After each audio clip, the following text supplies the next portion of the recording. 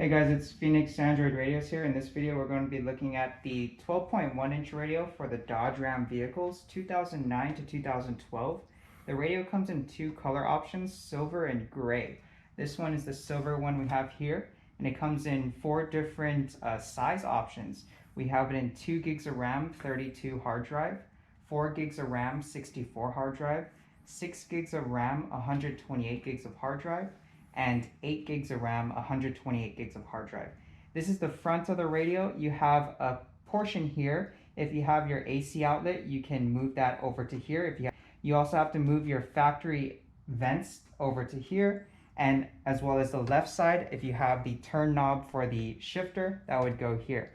The factory vehicle on your car has two sets of buttons, one at the top row and one in the middle portion. The middle portion is likely the hazard button, and that set of buttons would be moved down to here. And the other set of buttons, some may have heated or cooled seats. Those buttons are not moved over to our radio. They are controlled through the touch control. And we'll look at the harness later on to see the connection for that second row of buttons. So to be clear, the row of buttons with the hazard button is moved over to here. And the other factory buttons, those are retained. However, they are controlled through the touch screen. At the top, you also have these controls for air conditioning, fan speed, air compressor, on and off, and the temperature. If we look at the back of the radio is straightforward. We have the air conditioning plugs, the ones that in your car, plug them into the ones that fit. We have the canvas connection on the back of the board here. And at the top here is our plugins. We have the main power plug, the radio antenna, the GPS antenna, and the SIM card antenna for a 4G signal for a SIM card.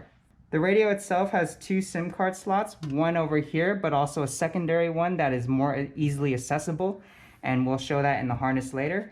But this is the back of the radio. Let's turn it back to the front and look at the harnesses that come with the radio. Before we get to the main harness, we do have some accessory wires. We have the external microphone. The radio does have a built-in microphone, and it also has a setting to support the factory microphone on the vehicle. So we're going to put this aside and not use this. We have the SIM card antenna, which is a circular puck, and it's a screw-on. And this screw-on goes right on the back of here. There is a label, one labeled 4G and one labeled GPS. The last one at the bottom being the 4G, so we can screw that onto here.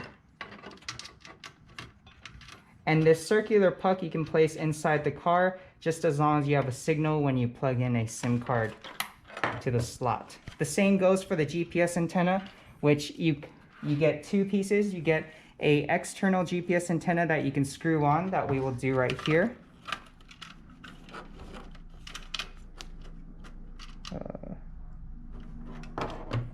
But you also get an adapter that lets you connect your factory GPS antenna. So this will go to the factory antenna on the car, and this will screw on to the back of our radio. So you get two types of GPS antennas. You can use either one. You also get two USB cables, one USB cable with 6 pins, and this has 2 USB ports. These are the secondary USB ports that do power and data. And you also have the one with the single USB port with 4 pins, and this is for your built-in Android Auto or Apple CarPlay. These two with the clips facing downwards, we can plug them in to the back here. So with the 2 USB ports, that would go with the 6-pin connector with the clip facing downwards.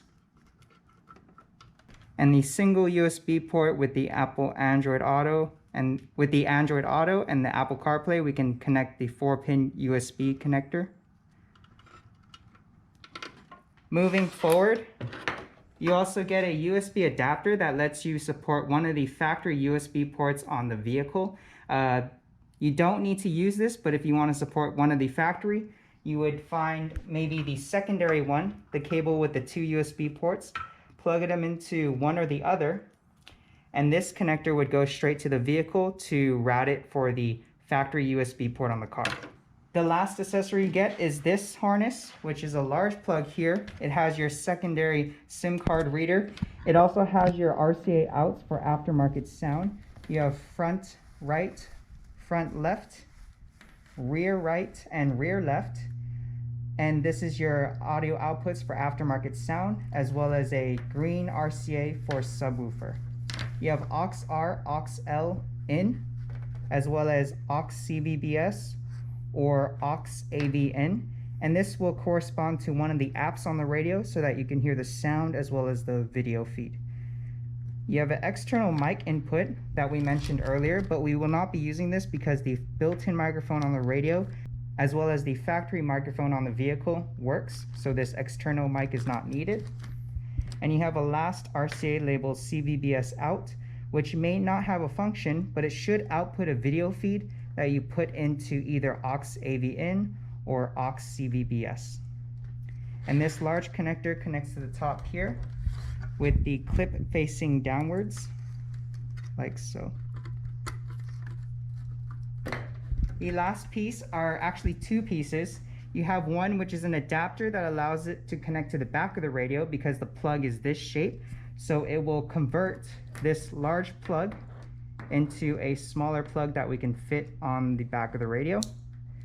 And looking at these RCAs, we have two green wires with a 8-pin connector, which also has RCA RR and RCA rear left.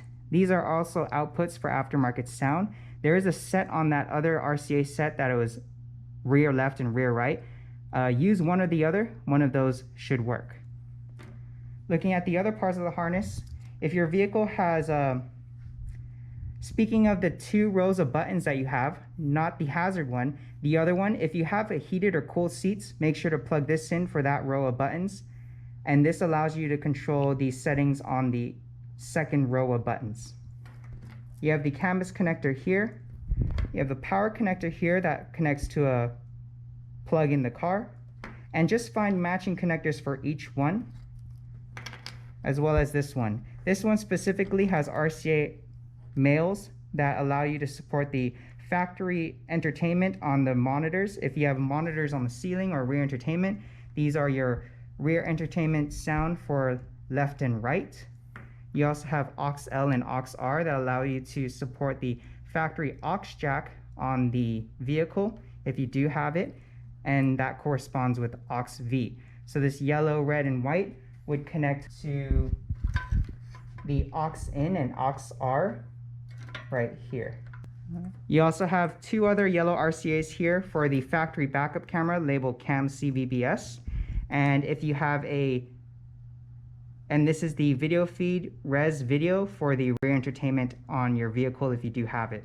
For the factory backup camera, this RCA for the factory or aftermarket camera, you will receive a harness like so. It's a 10-pin connector with a female RCA.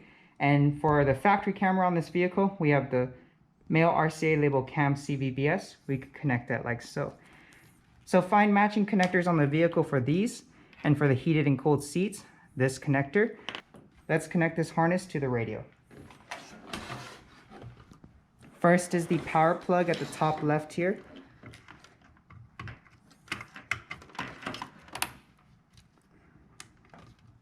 Then we can find the two green wires with the 8-pin connector, and that will go right next to the single USB connector here. Keep in mind, this connector will be left empty and not used. And the last two connectors is the canvas connector going to the bottom of the board here with the clip facing upwards. And your factory or aftermarket backup camera with the 10-pin connector, which connects to the way right next to the radio antenna.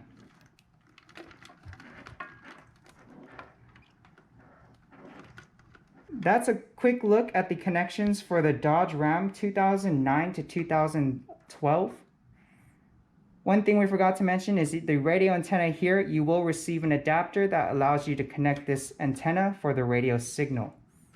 If you guys have any questions on this radio for the 12.1-inch radio for Dodge Ram 2009 to 2012, give us a call or send us an email. We'll be happy to help. Thank you guys for watching. We'll see you guys next time. Bye guys.